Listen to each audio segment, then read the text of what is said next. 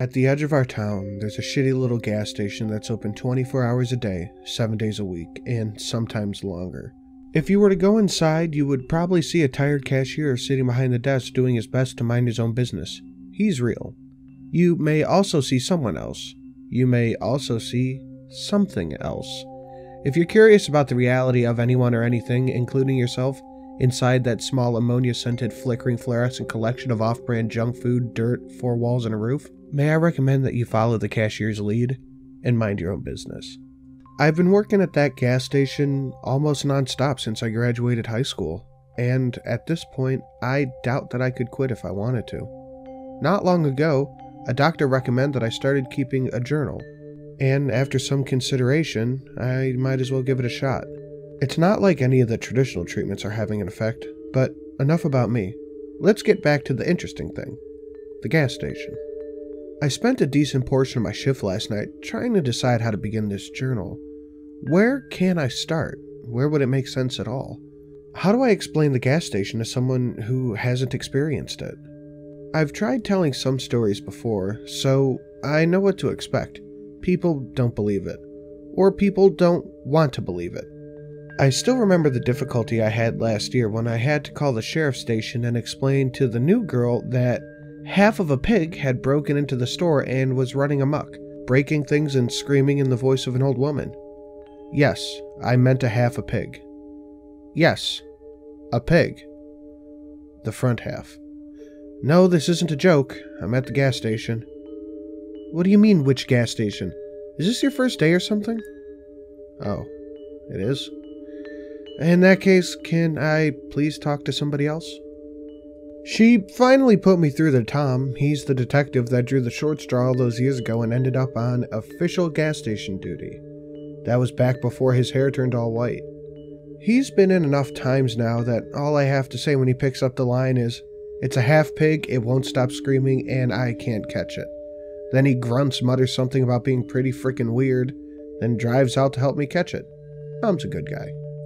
I asked around, but nobody knew where the pig had come from. Farmer Brown, who was still alive at the time, came down to take a look and provide his expert opinion. According to the farmer, the pig had somehow been chopped down the middle, but miraculously, none of the important organs were hit.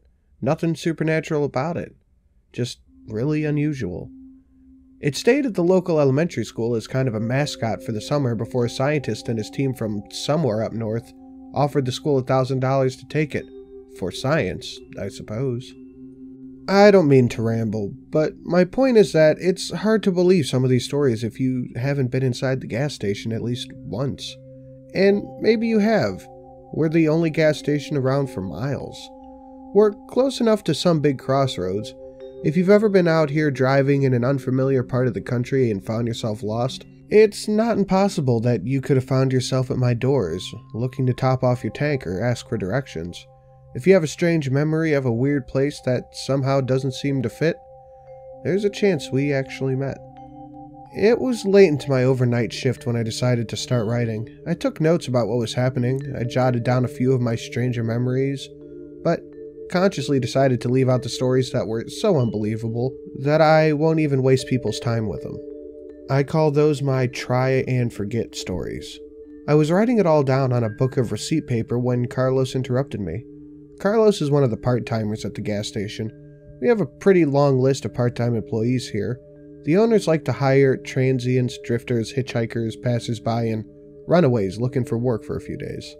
I try not to get to know any of the part-timers. They come and go after a few days, or sometimes a few weeks.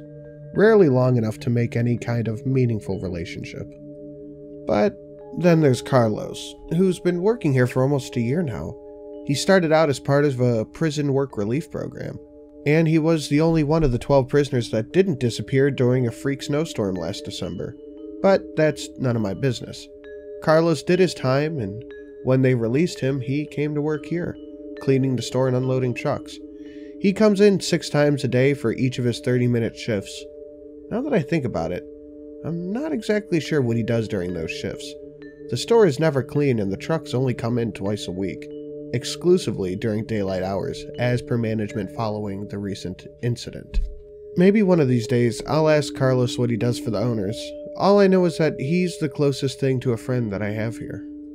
When Carlos approached me at my register last night, I knew something unusual was going on. He was sweating bullets, pale, and on the verge of passing out. He kept glancing back at the man in the suit that had wandered into the store and was standing next to the frozen drink machine. He told me we needed to talk. Now. I told him go ahead, but he refused to say anything unless I followed him into the freezer. I usually hate to leave the front of the store unwatched. We occasionally have a shoplifter. Plus, there was that one time when Rocco got in and made off with 2 cartons of cigarettes. But Carlos seemed serious, so I made an exception for him. Once we were in the sub-freezing safety of the walk-in cooler, Carlo asked me if I had seen the guy in the suit.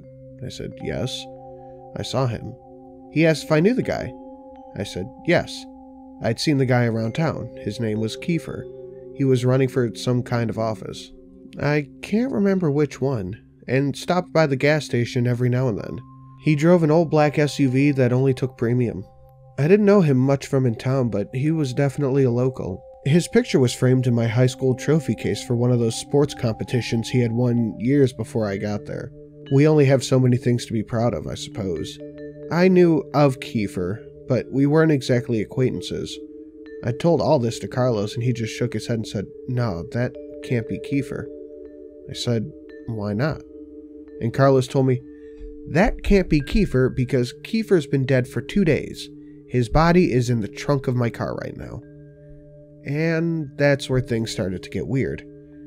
It was a very strange night.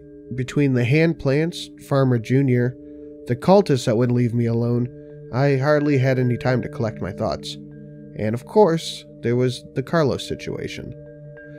I promise I'll come back and tell you all about it. But first, I need to grab some coffee.